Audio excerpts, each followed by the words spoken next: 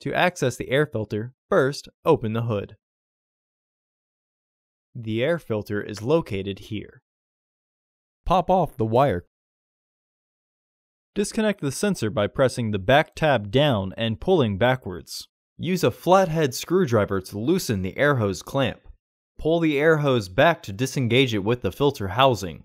Tuck it if needed. Pop off the wire.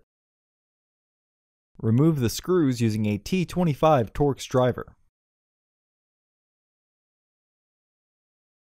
Lift the housing.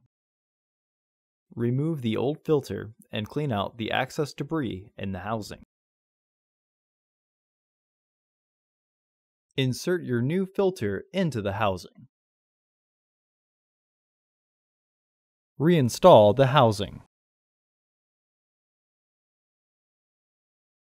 Reinstall the screws.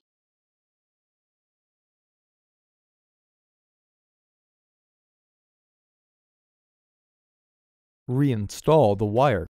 Slide the air hose back onto the filter housing. Retighten the hose clamp. Reinstall the sensor. Reinstall the wire. Close the hood. Order your parts today at filterheads.com. Also, please like our video and subscribe to our channel so you won't miss any new content.